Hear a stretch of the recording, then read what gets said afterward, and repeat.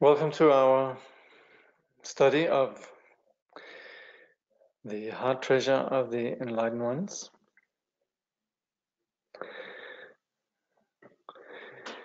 Which are some profound root verses by the great master Dzar Paltru Rinpoche, and then commentary by Kyabje Dilgo Khyentse Rinpoche.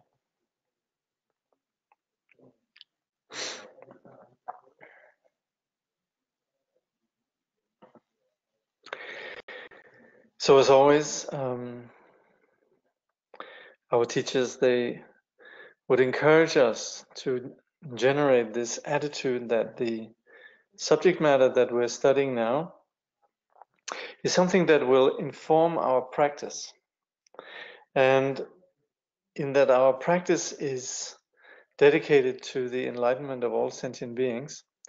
We right from the start, we generate this, what we call preparing with bodhicitta, where we cultivate this attitude that the study we're undertaking, we do this for the purpose of ultimately applying it so that we can benefit and bring all sentient beings to the level of perfect enlightenment. So this particular text actually provides everything in terms of the practice to enlightenment, the path to enlightenment. It's very concise. We would say in the Buddha's teachings we have the Buddha's own words, the Buddha Vachana, which are sometimes referred to in terms of the Tripitaka and so forth. The teachings on Sutra, Vinaya, Abhidharma. And then we have all the commentaries, which are then referred to as the Shastras, from great masters like Nagarjuna and Asanga and so forth. And then we have Upadesha, which is then masters who give particular pith instructions, very short to the students. So what we have here presently is, according to Khyentse Rinpoche, this is what we would call Shastra. It is a great master who summarizes all the teachings of the Buddha. But we have here in one place really condensed all the essentials for the practice of the path. So beginning with the supplication to the two teachers whose work we're studying. So supplicating Paltru Rinpoche. Outwardly you are the Bodhisattva Shantideva. Inwardly you are Shawaripa, Lord of Siddhas. Secretly you are truly noble Avalokiteshvara, dispeller of pain. I supplicate you, Jigme Chigi Wombo. Embodiment of the twofold wisdom of all the Buddhas, you are Manjushri, play of wisdom's tenderness. Great chariot of the Buddha's teaching, king of knowledge, I supplicate you, Pema Dongak Lingpa. So the first verse is invoking Paltru Rinpoche, also known as Jigme Chigi Wombo. And the second one is invoking Jamyang Khyentse Wombo, Pema Dongak Lingpa. So we're presently in the section on the view, meditation, and action of the Mahayana. And we have, last time we looked at the path of the sutras, which are condensed in everything that we refer to as the preliminary practices. So these include then the basics, the basic reflection which we initially had in part 1, the shortcomings of the decadent age. And then moreover also the practices of taking refuge, generating the mind of enlightenment, purification, accumulation, and particularly then the Guru Yoga. So now we're looking at the actual, what we call the main practice, the main path of the Vajrayana. But of course the main practice cannot really be undertaken unless there are certain conditions there. And this is then what has been established through the preliminary practices that we looked at in the previous sections.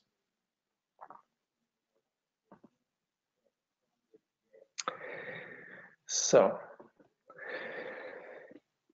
we're looking at empowerment. So we're presently engaging in the Vajrayana, and we would say that overall, the overall practice of all the various paths that we find in the name of Buddha Dharma, all the various Buddhist traditions, they all have this objective of eliminating the confusion that obscures this primordial purity that we possess, and bringing all these qualities of this innate disposition, making this manifest. Now there's two approaches, and this is then where we're going to identify the particular role of the Vajrayana. And we would say this wisdom that is the objective of all paths, this is introduced gradually through the path of the sutras. Now we're going to look at the path of mantra or tantra, or particularly mantra Vajrayana, we sometimes say. Now we refer to this as the resultant vehicle, as opposed to what we would call the gradual vehicle of the sutras. And we call it the resultant vehicle because it takes wisdom itself as the path. So the premise of the entire Buddhist path is that we have this abiding disposition innately, and that is unconfused. But where we, in the path of the sutras, we gradually unveil that, and particularly we do so in terms of gradually eliminating the confusion of the mind, then the mantra Vajrayana is referred to as the resultant vehicle because it acknowledges that even though there is the confused mind, then innately, at the heart of this confused mind, there abides this untouched, uncorrupted condition of non-confusion that we can say is the abiding wisdom, or the co-emergent wisdom. And the mantra Vajrayana takes this wisdom as the path. It acknowledges this. In order to effectively do this, because of course we could, and of course there's nothing wrong with that, we can engage in the mantra Vajrayana just in terms of the practices. But what really is required is that there is something that where we're deeply touched and where there's a sense of having some intuition about this abiding disposition. And in order for us to gauge or to be introduced or to recognize this condition of wisdom, it's something that takes place through the chemistry between an enlightened teacher and a student who is open to this enlightened teacher. This quality of openness we sometimes refer to as devotion or interested humility. And that is the openness then where something can transpire that has nothing to do with the ordinary rational mind or the ordinary dualistic mind, the grasping mind. It's sensing a quality of enlightenment that is innate to all sentient beings, and yet it is in the presence of a teacher then that this quality can become recognized. And that is where this openness enables what we call blessing. And that is what effectively is accomplished through the practice of Guru Yoga. Then we receive empowerment from such a guru. And this is essentially where the teacher then, with the understanding that we have some grasp of this intangible co-emergent wisdom, then encourages the student to embrace this and make this co-emergent wisdom the path. And this is then the beginning of the Vajrayana path. So once we have this empowerment, then as a student we are encouraged to sustain this. And this is then what we call the practice of sadhana. And this is what Paltru Rinpoche is then going to be expounding upon here. And particularly the main scope of the Vajrayana path is this seeing the abiding wisdom that is innate to ourselves, and also recognizing the purity of reality everywhere, where very often, or in the case of a sentient being, this reality is not perceived properly. Due to this dualistic fixation and due to this confused mind, then there's an inability to see this original purity. But nevertheless, this original purity never goes away. And so this purity abides within us, and it also abides within the phenomenal world. But sustaining this vision is then the scope of the Vajrayana path. Khyentse Rinpoche says, primordial purity really is the true state of all phenomena, and our usual impure perceptions are totally false, delusions without the slightest grain of truth, like mistaking a piece of rope for a snake, or thinking a mirage is really the shimmer of water in the distance. So the function of the four empowerments is to make you aware of the natural purity of everything. So we're going to look at a little bit what these four empowerments are. So Paltse Rinpoche, here then in verse 29, he says, purifying the obscurations, initiating the practice of the path, and actualizing the four kayas, the essence of the four empowerments, is the teacher Chenrezig. If you recognize your own mind as the teacher, all four empowerments are complete. Receiving innate empowerment by yourself, recite the 6-syllable mantra. So we would say that empowerment is where the student is like someone who is filled with or anointed. We sometimes say abhisheka, which is basically means anointed. But this is where we as we're a clean container, that is, rather we're a container which is then cleansed by the empowerment. Of course, we could say there's a whole lot of preparation that has gone before this moment through then the particularly practices of purification, accumulation of merit, and also then the blessing of the teacher. But once we then receive empowerment, we are authorized to hear, to study, and to practice the Vajrayana.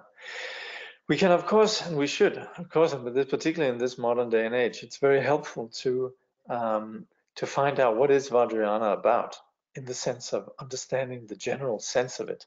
And particularly with Vajrayana path, there's a confusion that this is different from other Buddhisms, that somehow there's something happening in Vajrayana that, people are not entirely sure whether this is actually Buddhism, and with good reason. So it is necessary to actually understand how the Four Noble Truths, how all the teachings that we have in the general Buddhist teaching, how all of that applies in the case of the Vajrayana. Now, receiving, or rather understanding ground empowerment is, of course, then the abiding purity of reality. This is the innate purity in terms of ourselves. We would say this is Buddha nature. But it also refers to the purity of the whole phenomenal existence. Now, this ground empowerment, which is then what we naturally possess, this is basically the seed. And so we would say without the seed being there, then there's no point of actually trying to get something. So we would say the ground empowerment is where the teacher empowers or acknowledges or initiates the student into taking hold of this abiding purity. The path empowerment is then making this empowerment of the path, and that is integrating then this insight into reality. We would say that the teacher actually would say removes our veils. As part of the empowerment, very often the teacher has a little scalpel that, of course, just a symbolic scalpel, but drawing this across space, we would say it cuts the veils of the students' confused projections and introduces the dimension of purity, the abiding dimension of purity.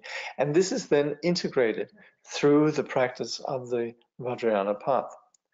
So the various aspects of the Vajrayana path are then, we receive empowerment to these through what we call generally the four empowerments. Of course, there's lots of difference, well, not of course, but there happens to be a lot of subsections sometimes in these empowerments.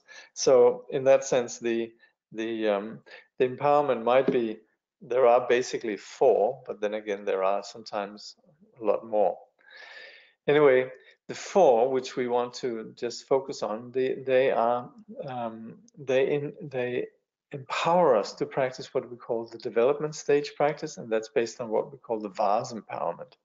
This is essentially the stages of recognizing ourselves as deity and recognizing the phenomenal world as a pure mandala, basically recognizing the abiding purity of ourselves and the phenomenal world.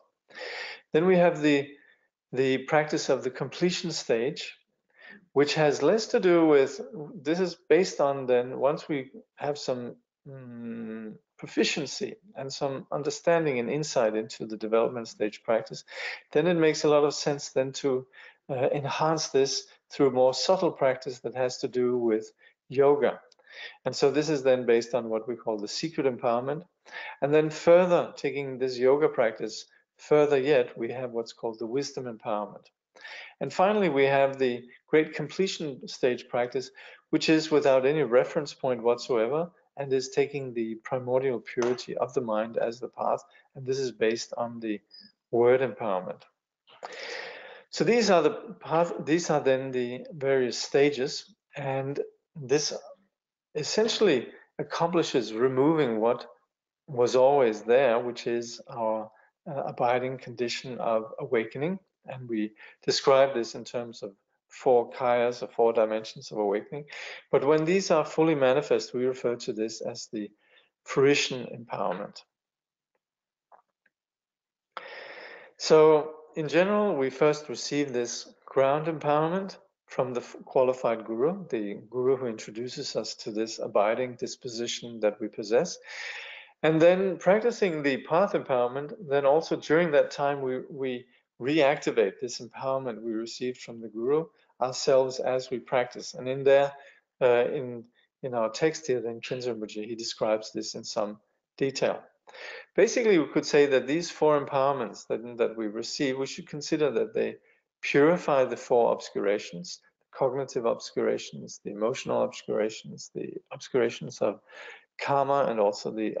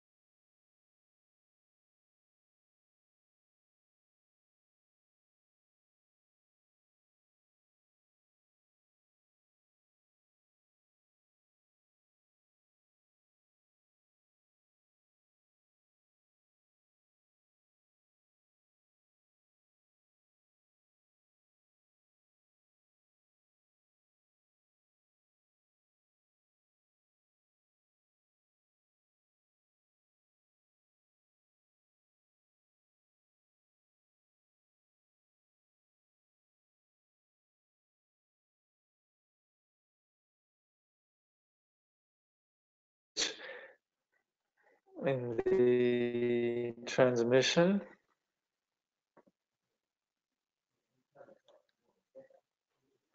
Yes, as someone is saying, I think you are facing problems with your connection. That's fine. Okay. I wonder how we can assess how far we got. Can anyone tell me what was the last thing you heard me say?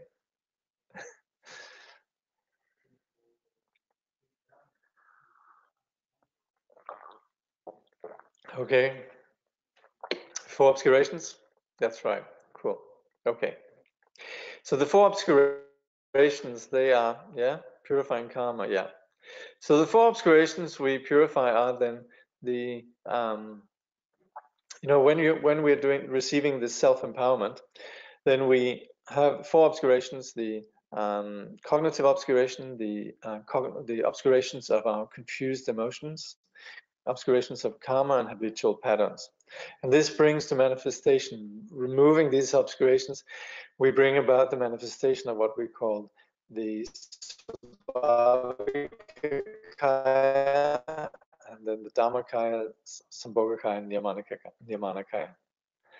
And the various practices that we find in Vajrayana, and this is important, we sometimes people think that Vajrayana is some sort of cultural practice, but it's not. It's a very profound way of making manifest this abiding quality that we possess. And on the basis of the teacher's blessing, then there are various practices that remove these subtle hindrances and subtle obstructions to enlightenment.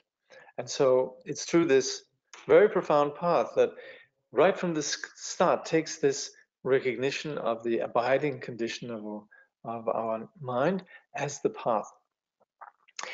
So Khyentse Rinpoche says, when at the time of initiation, the inherent Buddha nature is directly pointed out by the teacher and is subsequently realized gradually by the student, this is the path empowerment. Methods for this gradual process include the visualization of mandalas and deities, the recitations of mantras, and so forth. In this particular practice, you visualize Chenrezig above your head, recite the 6-syllable mantra, and again receive from him the 4 empowerments. The path empowerment leads to the fruit empowerment, which is simply the complete realization of your inherent Buddha nature.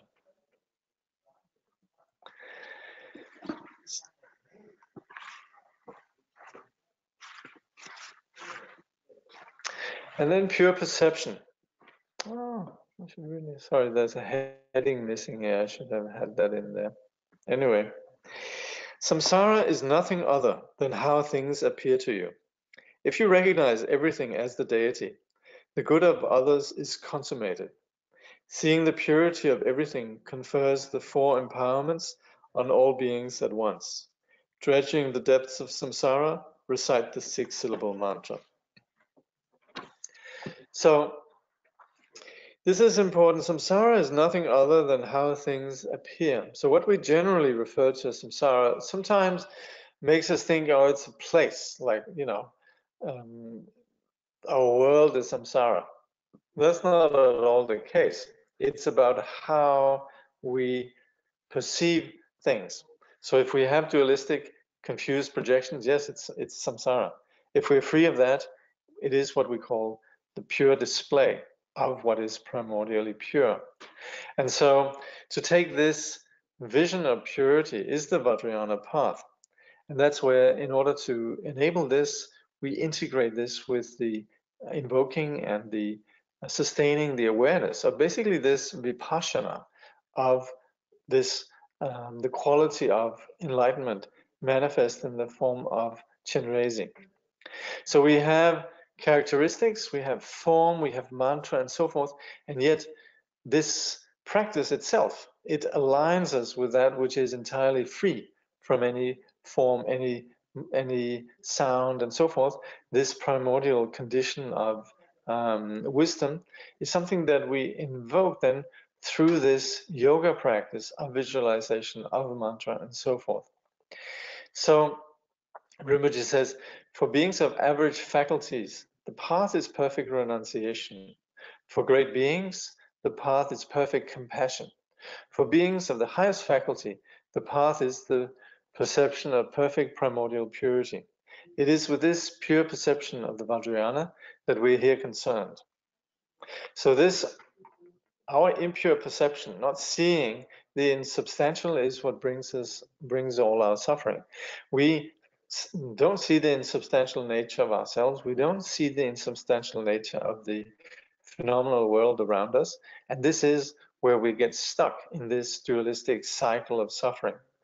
So to remedy this, and this is where we apply the analysis and the methods that we find, for example, in the teachings on Prajnaparamita, Madhyamaka, the middle way teachings, and so forth. And that's where we analyze whether this substance, in terms of person, in terms of what we call the self of person, is there anything? And also in terms of the objective world out there. We analyze if what in fact, and we can see everything arises due to causes and conditions. Anything that is conditioned, does it have any unconditional reality? This is what we need to assess ourselves through our own analysis and arrive at what we call certainty. But we are analyzing whether, quite simply, what arises from causes and conditions has any true existence. So the value of this is that we then know what it is that's the objective. We begin to see where it is that we're confused, and also we begin to see the juxtaposition or the gap between our assumption about ourselves and the reality of the world around us and the way it actually exists. We would say nothing withstands analysis. There's not a single object, either in the subjective realm or in the objective realm, that we call withstands analysis. Nothing, what is again? Nothing withstands scrutiny. If we look, all phenomena are empty of inherent existence. And when we begin to see this, we have what's called the view of emptiness. Then we begin to see the purity of all phenomena. They don't possess the solidity that we project onto them. They are the unity of appearance and emptiness. There's form as emptiness, emptiness in form. Form is no other than emptiness. Emptiness is no other than the form, as we have in the Heart Sutra. And this is where we would say that all phenomena, they have nothing about what we project onto them. And this way we could say all the various experiences we have in terms of our own body, our speech, our mind, the phenomenal world, and so on, we then see this, recognize this as the infinite display of enlightened body, speech, and mind. Right now, we assess this on the basis of our analysis and also on the intuitive experience of the blessing of the teacher. And we begin to see that this experience or realization of emptiness, within that, there is a core. It's not just an empty condition, but that it possesses this freedom from self-centering. So it has naturally infinite compassion. Khyentse Rinpoche says, this troublesome ego, which is so concerned about itself, has in reality never begun to exist.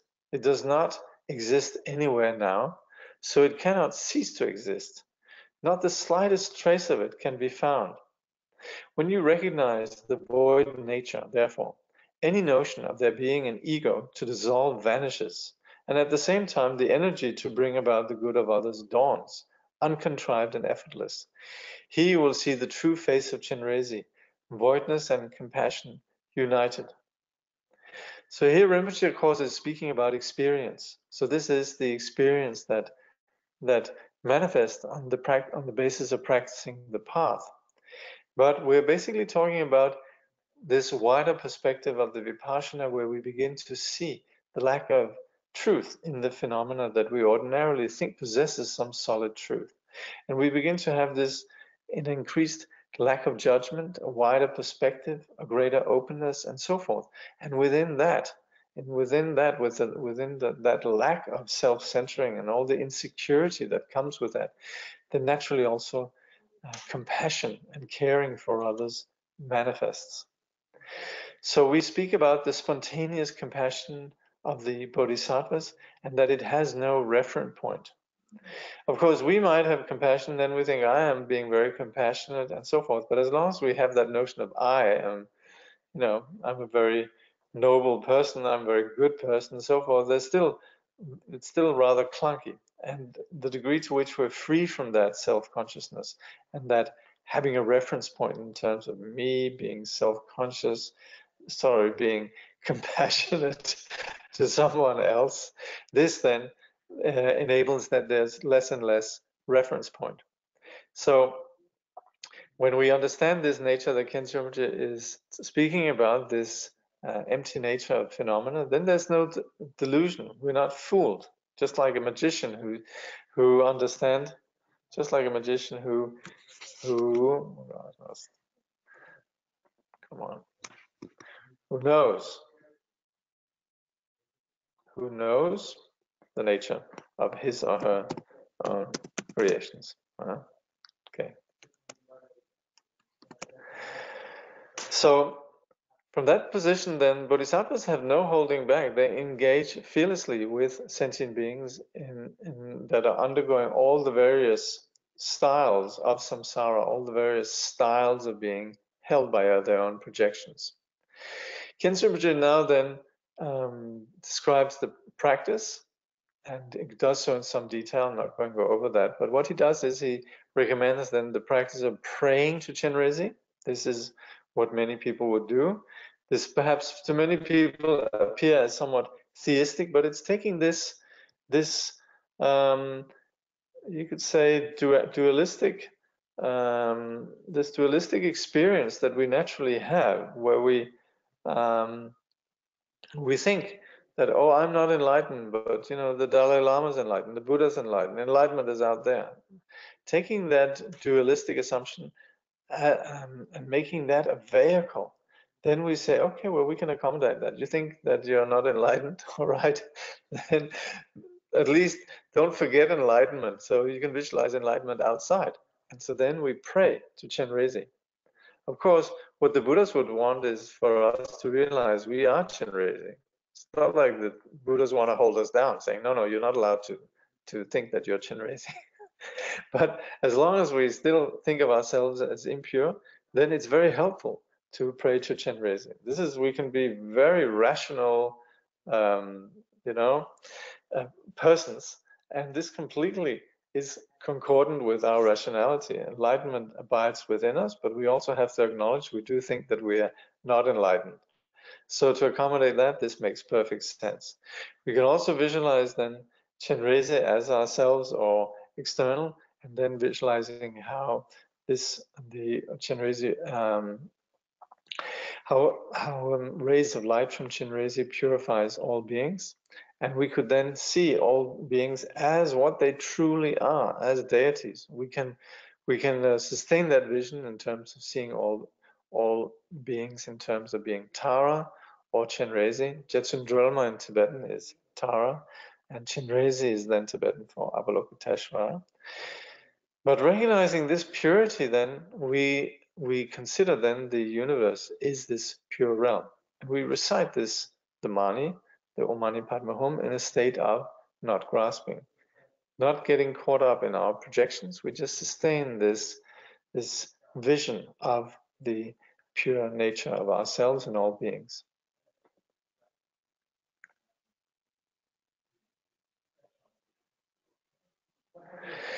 Now someone's saying there's no sound. I think there should be sound. Can someone confirm the... Gosh, I'm sorry if there, but I think sometimes this also happens in the individual. Sound is okay? It's okay now. Okay, good. All right. But it drops out occasionally. Oh, that's really a shame. Okay. Okay. So now we're going to look at, when we do this visualization practice, we do so in terms of what we call the yogas of body, speech, and mind.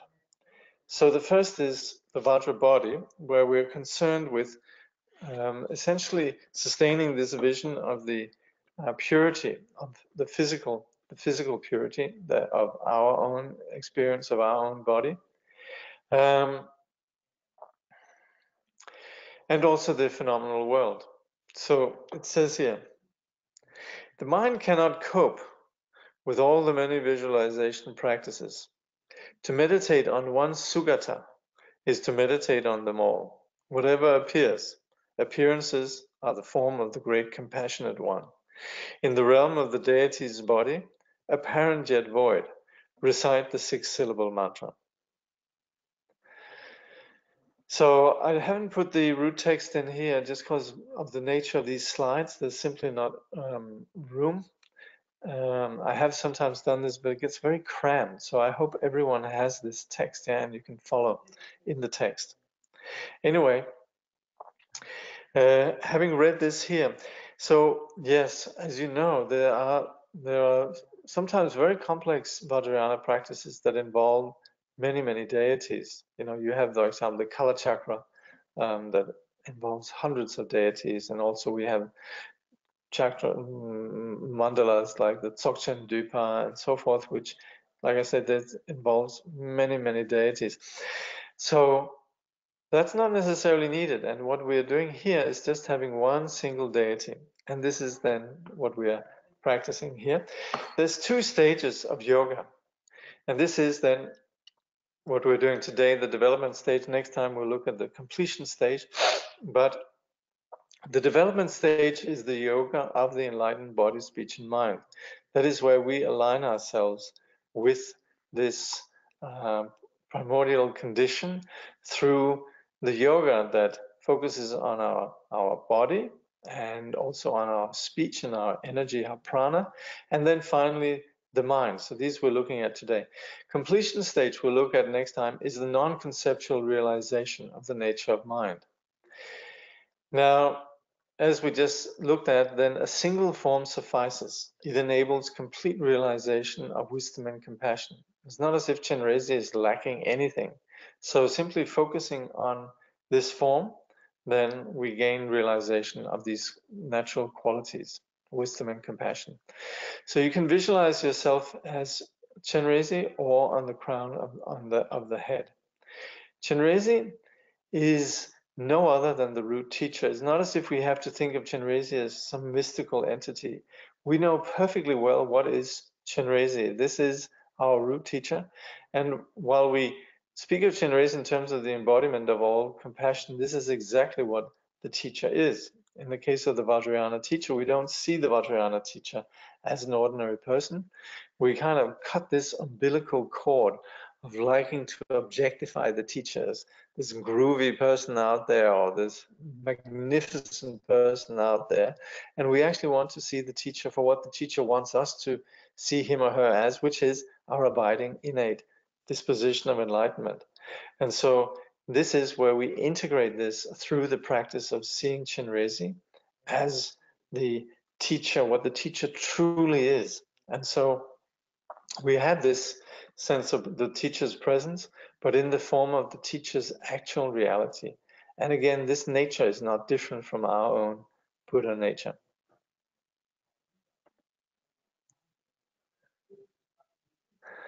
As a single form is complete, why then do some practice depart from this and bring in multitude of complexity through countless stages? Because some persons very much like this. You see, if once you're comfortable with visualization, and also if you're sometimes integrating, you could say, in the case of the Kala Chakra, you know, this is a practice that was practiced by the kings of Shambhala. All the various deities, they actually, they are bringing all the complexity of government onto the path. So for the general yogi, it's fine just to have a single form, but sometimes also there are times when you would have some sense of wishing to integrate a sort of a greater culture and society in various ways. So it does have its purpose, and yet for the yogi, yes, just one form is fine. Depends on the context. So here we have the form of Chenrezig. And specifically here then, when we're practicing this form, then Khyentse Rinpoche says, and just going over the visualization that you have in the text, he is white in color, the dazzling white of a snow peak reflecting 100,000 suns, dispelling the darkness of the whole universe. So here we can think of Chenrezig above our head, if we like, or ourselves as Chenrezig. Chenrezig has one head, symbolizing the oneness of the absolute nature. 4 arms, symbolizing loving kindness, compassion, rejoicing, and equanimity. 2 legs crossed in the Vajra posture, symbolizing the sameness of samsara and nirvana. He is sitting on a 1,000-petal lotus, symbolizing compassion, and a moon disk, symbolizing voidness. 1 pair of hands are together at his heart and hold a jewel, which represents the bodhicitta, the wish-granting gem, which bestows the supreme and ordinary siddhis. Of the other pair of hands, one holds a crystal rosary to his right, and the other a white lotus to his left. The rosary symbolizes his unceasing compassion, extending like an unbroken thread through the heart of every being, and the lotus, the unchanging purity of his wisdom, blooming above the mud of samsara. The jewel also symbolizes wisdom bliss as the means, while the lotus symbolizes wisdom voidness as the realization. His beautiful body, bearing all the major and minor marks of a Buddha, is clad in the jewels and silks of the Sambhogakaya.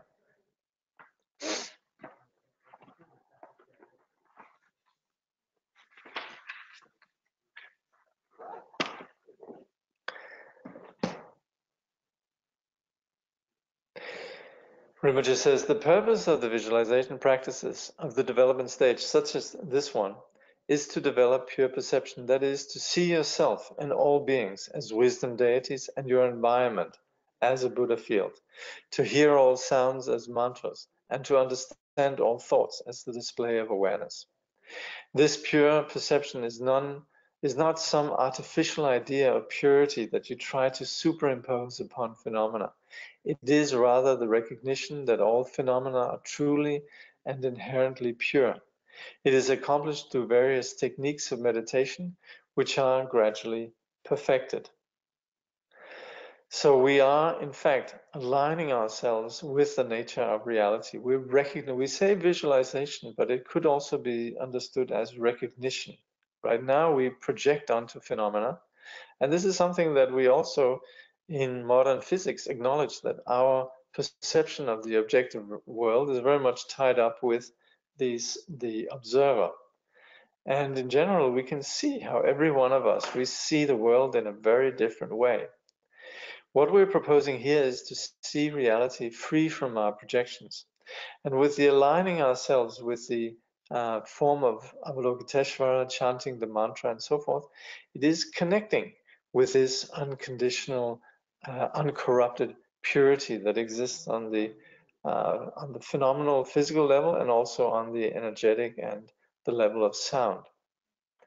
So just like when we do Hatha Yoga, we're aligning ourselves with a dimension of physical purity, which we can see when we do that. It's not just that there's some random sort of phenomenon happening if we practice yoga, but actually we feel better.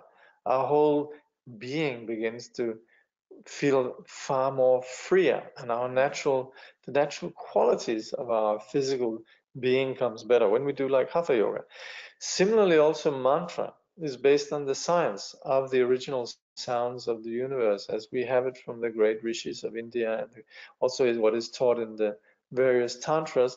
Then these primordial sounds, of which we are reflected in the Sanskrit alphabet, reciting these also purifies the nature of our energy, our speech, and so forth.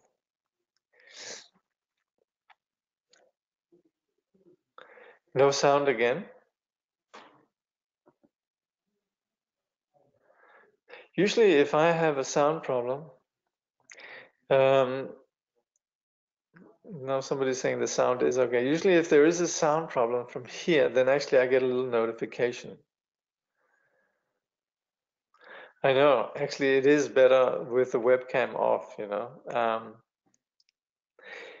I have been requested that the webcam, in the initial webinars, I didn't have I didn't have the webcam on.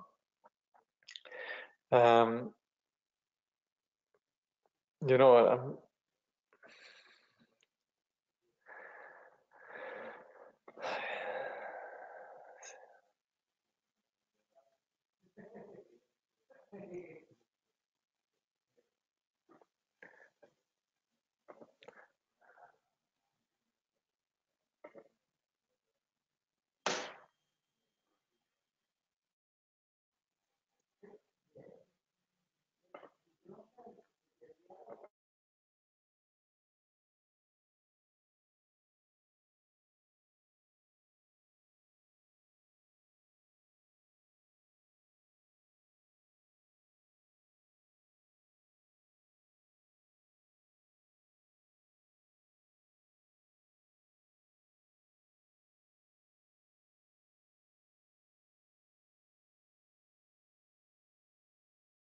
Are you with me?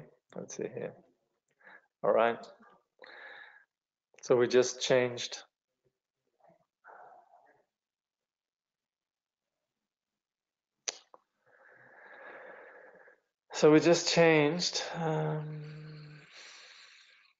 So I hope it's better now. All right. So yes, it is being recorded. So with both the visualization practice and the recitation of mantra, we're aligning ourselves with this primordial purity. And this is something that enables us to discover and abide by.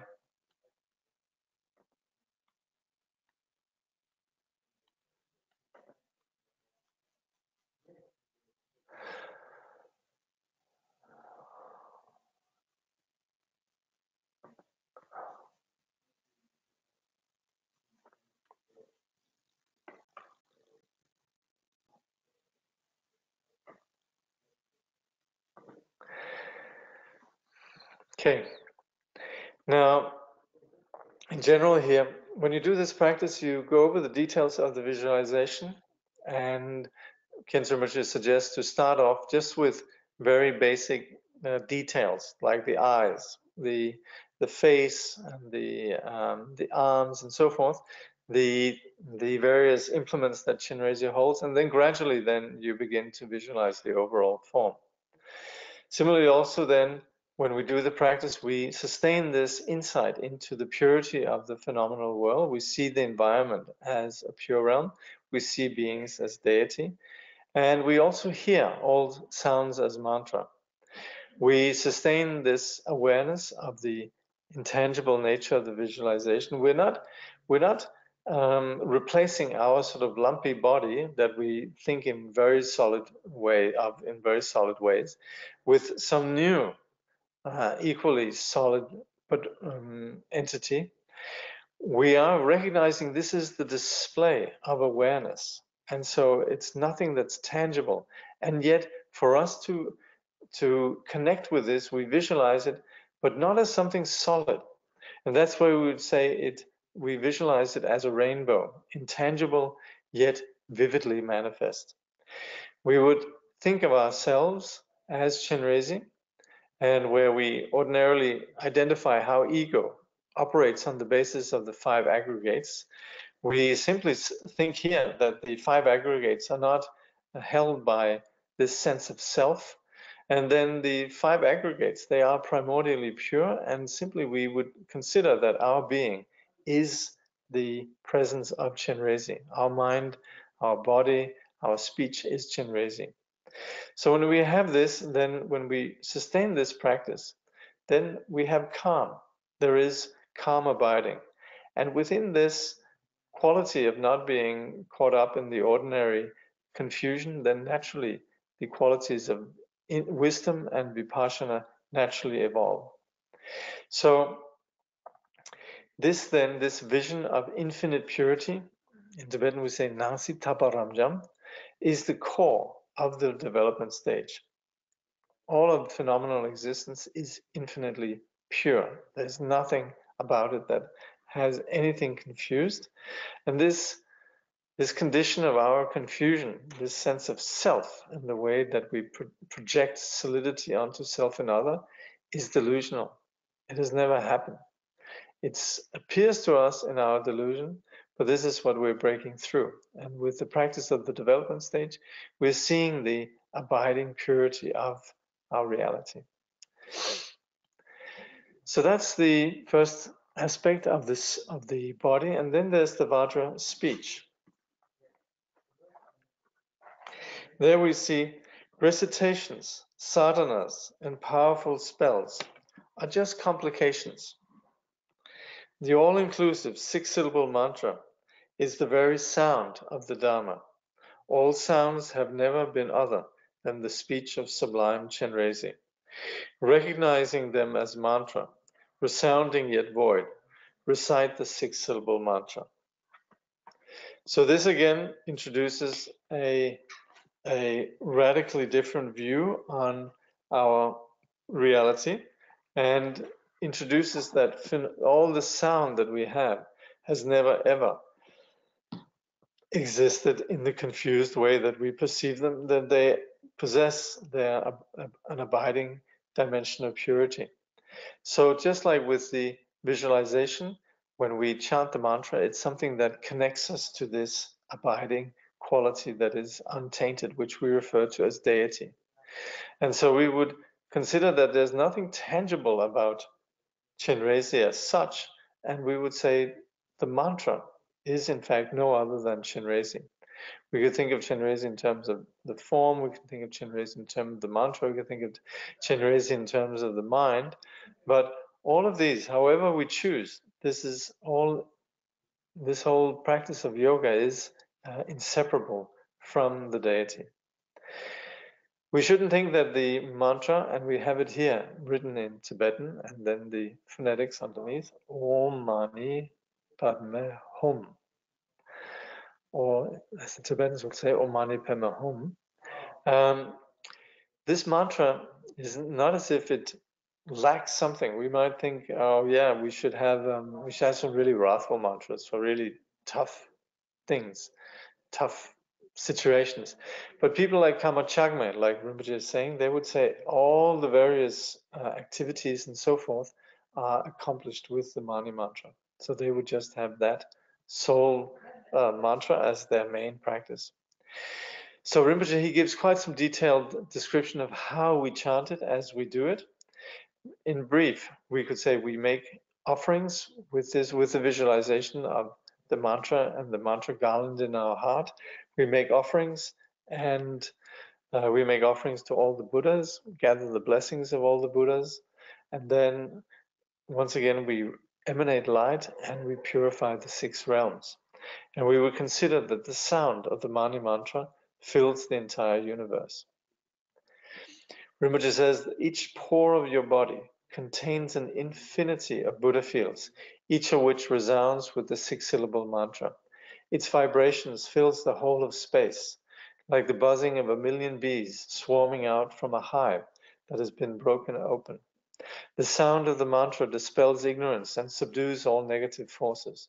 It awakens the Shravakas from their meditative absorption and brings them to the Mahayana path. It makes offerings to the Bodhisattvas, exhorting them to continue working for the benefit of beings. And it enjoins the Dharma protectors to safeguard the teachings and increase the happiness and prosperity of all. The sounds of wind and running rivers, the crackling of fires, the cries of animals, the songs of birds, human voices, all the sounds of the universe are the vibration of the 6-syllable mantra, the self-arisen sound of the Dharma, sound yet void, the resonance of the unborn Dharmakaya. Through recitation, practicing the yoga of Vajra speech, you will effortlessly attain the ordinary and supreme accomplishments. And then we have the yoga of Vajra mind.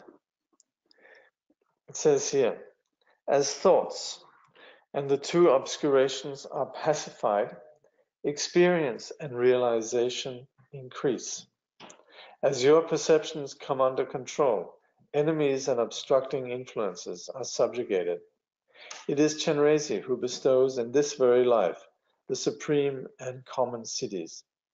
As the 4 activities are accomplished by themselves, recite the 6-syllable mantra. So, as we practice, then confusion falls away. We would say there, the obscurations. And when we say 2 obscurations, before you heard about 4, when we say 2, it's because the 2 main ones, they are the cognitive obscuration and the obscurations of karmic, or what's it called, the cognitive obscuration and the obscuration of conflicting emotions. Yeah, so there you have it. Yeah. So what we're talking about here, and what Rinpoche is speaking when we're talking about the mind, to understand what is the mind.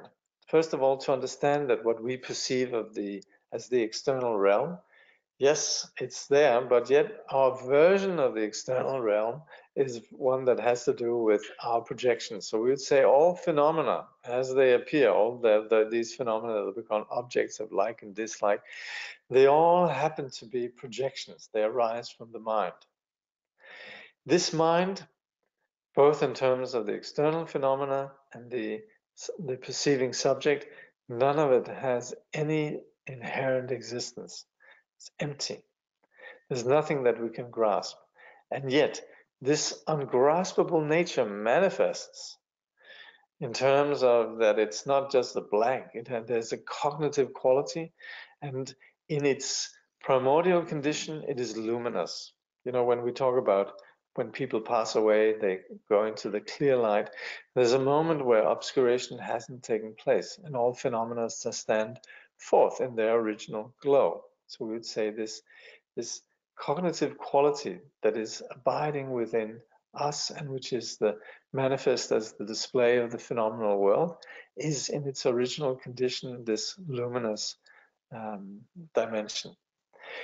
So if we look, mind creates all our experiences, and we can see whatever happens in the mind is something that arises. There's nothing that we can grasp about it, and again, it dissolves. Yet this lack of inherent existence is not a void, blank, nothing. It has this nature that is luminous, cognizant.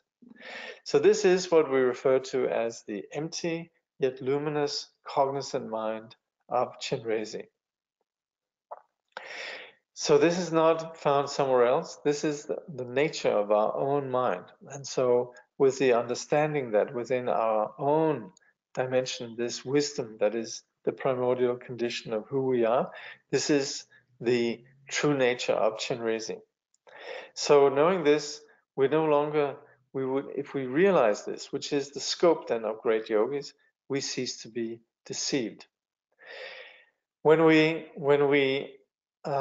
practice in this way, then we would say the four karmas, the four spontaneous activities of enlightenment, they are spontaneously accomplished.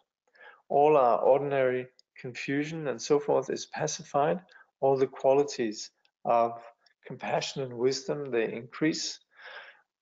No longer being confused, the phenomenal world is something that we have confidence and we have mastery over. There's controlling the phenomenal world, and naturally we cease to think in terms of enemies, all the various enemies and what we think are out there as something that's adverse to us. All of a sudden we begin to see how their presence naturally enhances our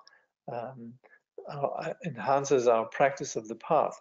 So that's how we understand the fourth, the wrathful activity or subjugation. Rinpoche says, through the practice of the development stage, visualizing Chenrezig, reciting his mantra, you recognize his wisdom. From this spark of recognition, wisdom grows like a fire, spreading through a dry forest. This is the essence of the completion stage. Through this practice, the mind is tamed and the four activities are accomplished of their own accord. Obscurations and evil deeds, sickness and suffering are pacified. Lifespan, merit, prosperity, and wisdom increase. People, thoughts, and inner energies are brought under your power without struggle. And all negative forces, enmities, obstacles, and inner demons, the emotions, are subjugated.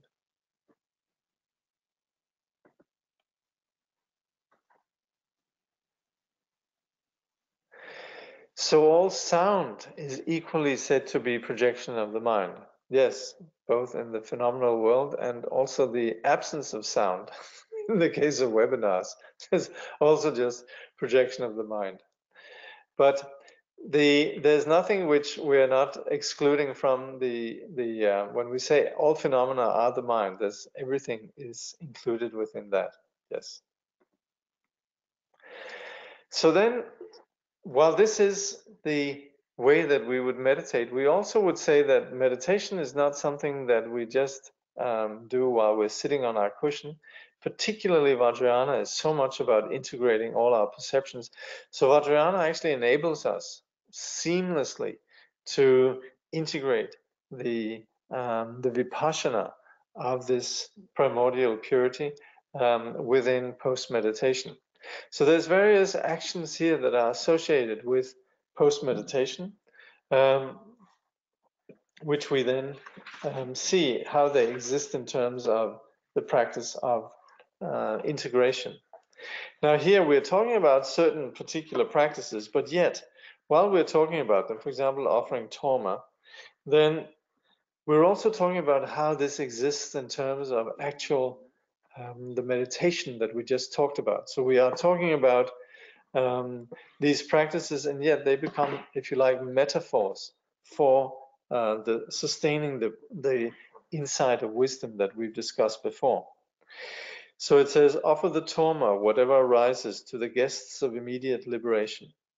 Mold the clay of whatever appears into the tsatsa of void appearance. Offer the prostration of non-duality to the Lord of mind nature. Consummating these Dharma activities, recite the 6-syllable mantra. So very often people practice this offering of tormas in various ways. Also, we do, for example, various forms of offerings. For example, the Rivu Sanche, where we do smoke offering, or we do water offerings, satsas, and so forth. All of these are here then, yes, they're referred to, but they're also referred to in how they actually are intended in the absolute dimension. And so we would say offering the torma, whatever arises. If you like to offer tormas, well, how about offering the torma of whatever thoughts arise, whatever perceptions arise, and so forth. And who are they being offered to? They're being offered into the space of spontaneous liberation. So whatever thoughts arise, spontaneously freed, this is the highest kind of torma offering. Molding the clay of whatever appears into the tsatsa of void appearance. So whatever happens to manifest, we would say this is the manifestation, and yet we seal it with the tsatsa. We mold it, recognize its true nature to be appearance, yet without anything substantial. So this is where we say mold the clay of whatever appears into the tsatsa of void appearance. Offer the prostrations. So many people, they do prostrations. And we, of course, we're not saying we shouldn't do prostrations. We shouldn't, it's not saying that we shouldn't do tormas. There's a cooler way to do tormas. There's a cooler way to do tsatsas. But it's more that these practices, they have also an absolute dimension. And so we would say in the highest kind of prostration, we would say that is sustaining the non-dual insight. So these practices, they are generally associated with post-meditation. But overall, then it applies that meditation practice, it's something that shouldn't just be left to be practiced while we're on the cushion or in a context of where we think meditation, and then we let the mind just wander in post-meditation. It's really important that we maintain the yoga of deity, mantra, and wisdom at all times, that this insight is something that we sustain and integrate within all our actions, and that we don't fall into ordinary habits. Of course, this happens, but we'd also want to recognize that it's possible for us to sustain this yoga at all times. And so as we progress in the practice of yoga, then we less and less fall into these ordinary habits. So this is very important. This is also why Vajrayana yogis, they would do purification at various times to commit to this vision. But overall, there is the recognition that and the advice that it's important that we don't give in to ordinary habits. Anything that we do needs then to be linked to the Vajrayana view, meditation, and action. So whatever we're doing, we need to continually come back to what is the view, which is this primordial purity. And the way that we integrate that is then within the practices of meditation and also in everyday activity. So basically it means that when we're between meditation periods, whatever we do, we make sure that it's in harmony with the Dharma, that we don't do something that is, you could say, based on aggression or greed and so forth. We undertake all these various practices like prostrations, circumambulations, offering tormas, tsatsas, and so forth. So we do this according to however we can, but we link it up within this vision that we're talking about here, the vision of wisdom. So when we're offering tormas or doing the Ryu Sangche and so forth, we do this thinking in terms of offering these to the various kinds of guests and so forth, but all of it also with the insight into the wisdom that sees spontaneous liberation. So in this way, whatever we offer it and seeing it as something that is just like a dream. And this way also, we making the offering, we don't become arrogant from making these offerings.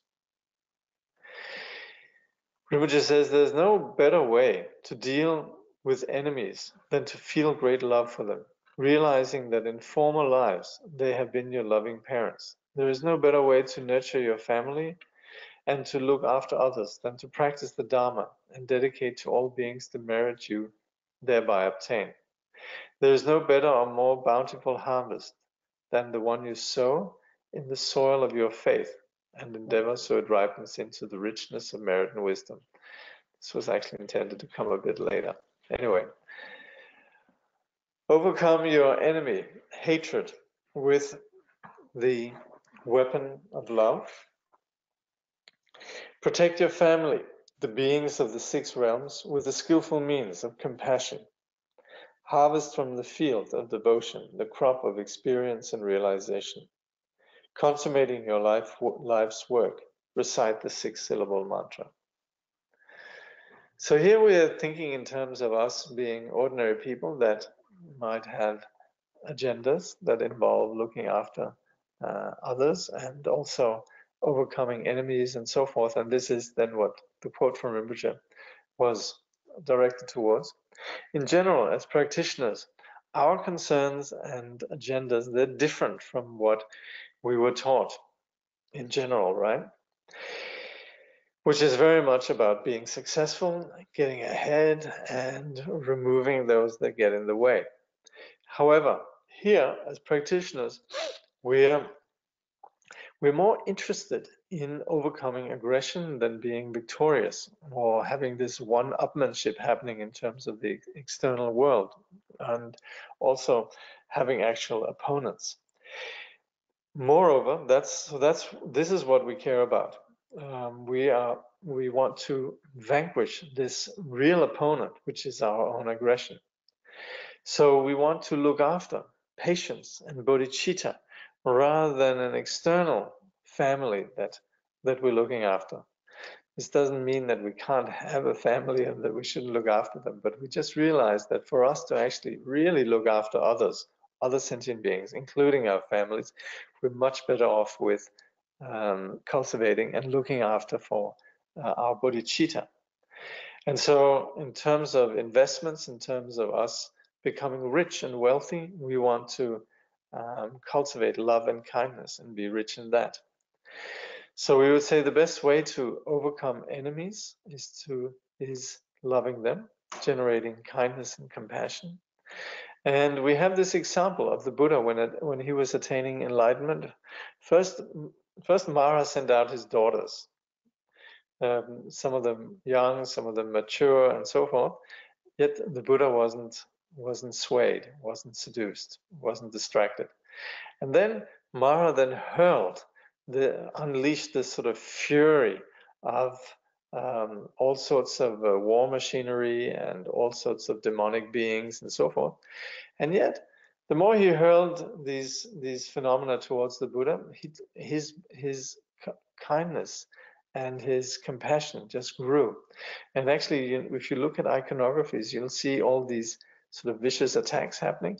But then you see there's like a ring of flowers around the Buddha. So we would say all these weapons that were hurled at him, through the Buddha's kindness and compassion, they were transformed into a rain of flowers.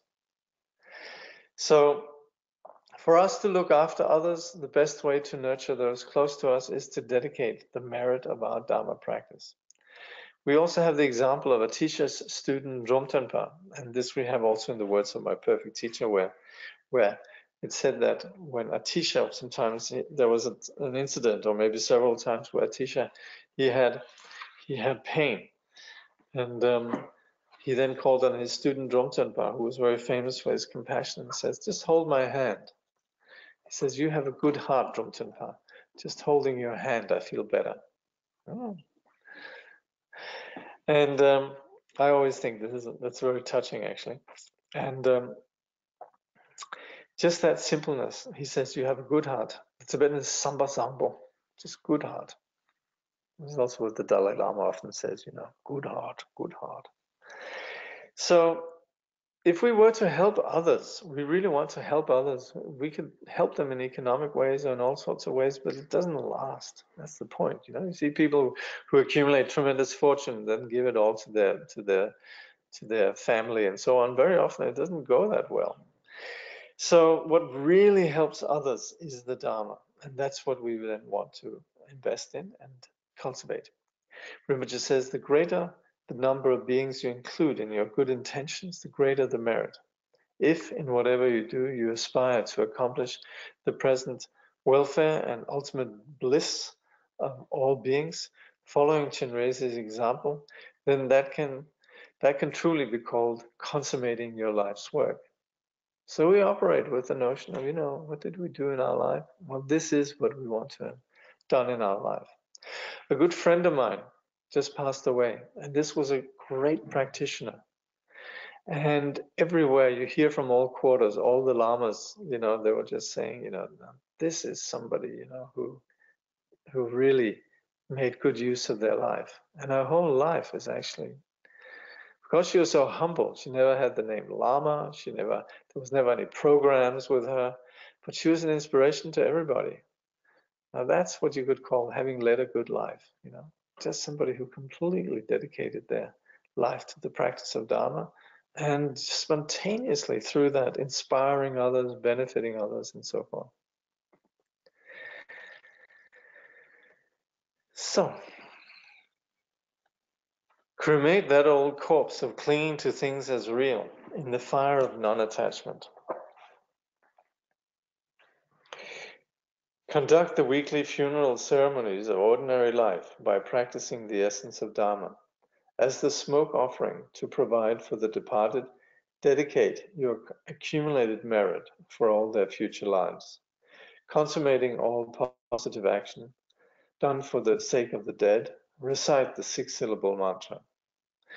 Now, this is also something that's very common within the Buddhist societies, is then how to deal with those who have passed away. And again, here we're talking about how to take it to the nth degree of wisdom. Cremate the old corpse of clinging to things as real in the fire of non-attachment, and so forth. So Rinpoche says what really needs to be cremated is the corpse of ego. And that is the heart of what we're doing with Dharma. We should not have any attachment to ourselves. We should have no attachment to the phenomenal, or rather all the things of this world. He says you should have no more attachment to this life than you would have to a corpse. People are not that attached. Once there's a corpse, it's a little bit funny, but generally, however loved this person might have been, after a while you want to just get rid of it. So have no more attachment to this life than to a corpse.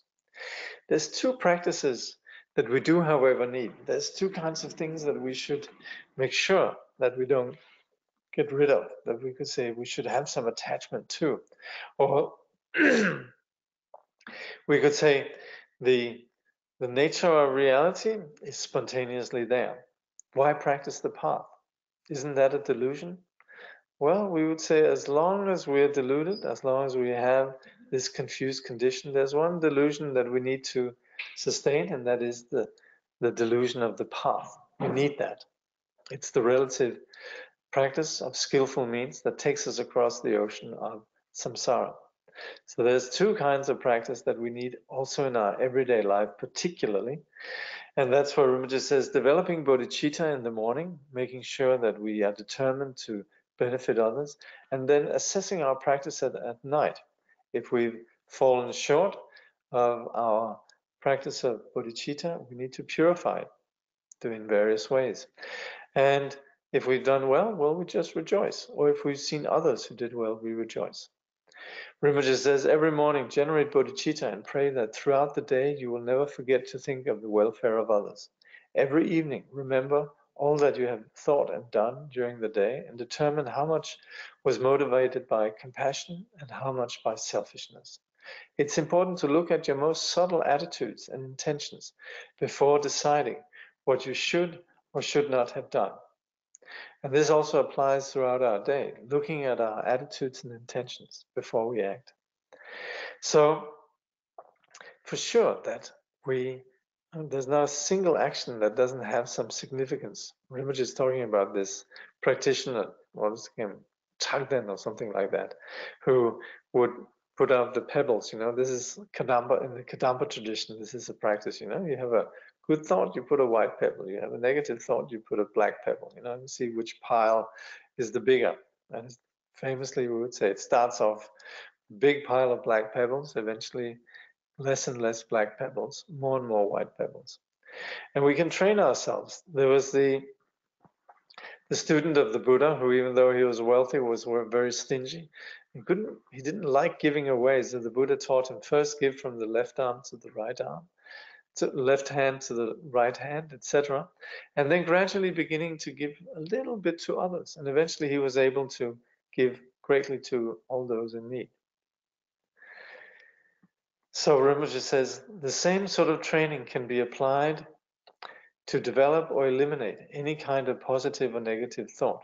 Devotion, for instance, can be cultivated in this way until your mind filled only with the thoughts of your teacher, you spontaneously feel that whatever happens to you is completely in his or her hands. Even at the memory of his presence, his or her voice, his or her gestures, your eyes flow with tears. When this true devotion arises, look at it and recognize the primordial nature of mind, devoid of form and characteristics.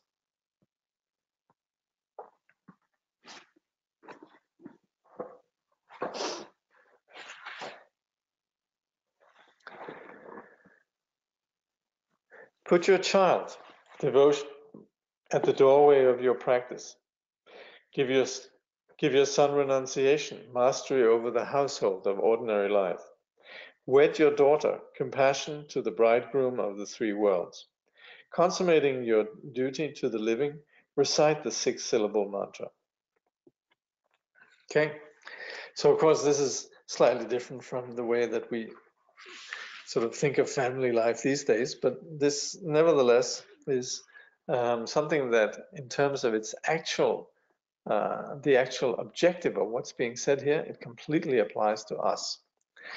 So the children that we would want to bring up, and of course it doesn't mean that we can't have external children and all of that, but if we want to think in terms of these ways, and which is then something that's open to everyone, is then that we could raise the family and we could bring up the children, such as the 3 children of devotion, renunciation, and compassion. Unshakable devotion, the child, will guard the household of practice. So with this devotion to the teacher, devotion to the teaching, and so forth, sustaining this heart-warm practice, then this is what this unshakable devotion will guard, will be at the door, making sure that only what benefits that comes in. And then renunciation is then the child that manages our spiritual wealth, so that when we make choices about what's valuable and what's not valuable, we won't be seduced by short-sighted, superficial, confused assumptions, and we'll stay true to what really matters. That kind of renunciation or determination is then what will become the administrator of our spiritual wealth. And compassion is then there where we, through the marriage, here the image is wedding our daughter, but basically we're talking about connecting up to the entire family of all sentient beings. Very often you have this notion of linking families together through marriage, and we are linked to this family of all sentient beings. Rinpoche says, if you have the precious attitude of bodhicitta, you cannot help but lead a meaningful life. So reinforce all your actions with compassion. Purify your defilements. Dedicate your merit to beings and recite the 6-syllable mantra.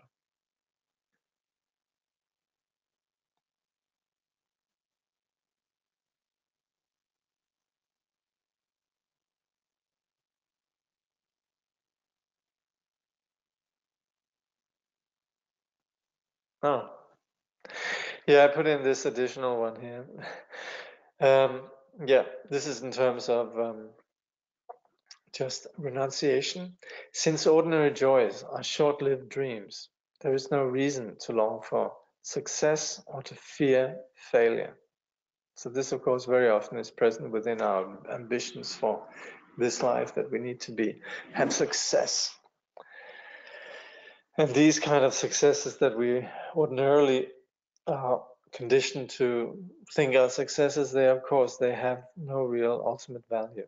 So if we're free of that kind of rather superficial, even silly assumptions about what is success, then if we're free of that, then we have no real reason to any kind of hope and fear in terms of longing for success or fearing failure. Okay.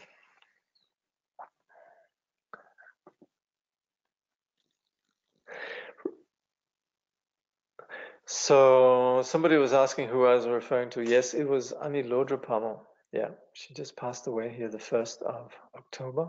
And in fact, I think she's going to be cremated here in a few hours' time. 3 hours from now. But she died, first of all, with this actually is a reflection of her pure samaya, just in the presence of her teacher. Right away, she was able to make connection to other lamas that could make prayers for her and so forth. And in general, everybody who knew Lodra just had this rejoicing in her, her genuine renunciation, her kindness, compassion, and a great yogini, really.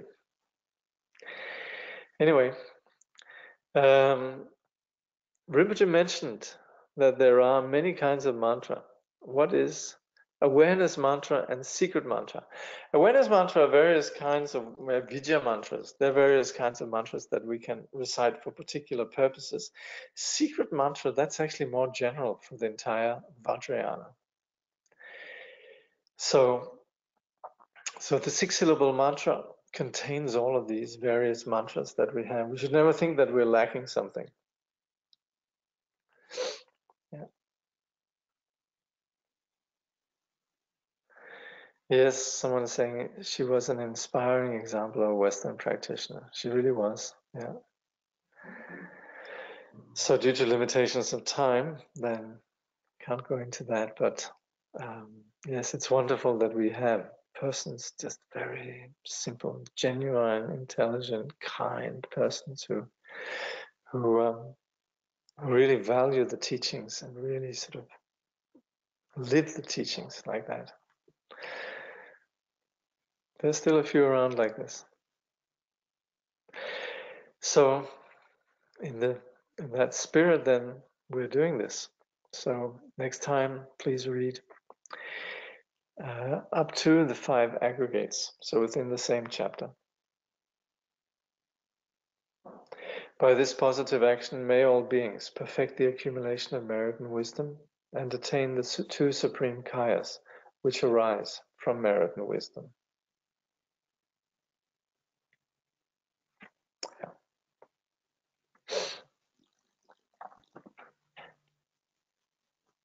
So, thank you.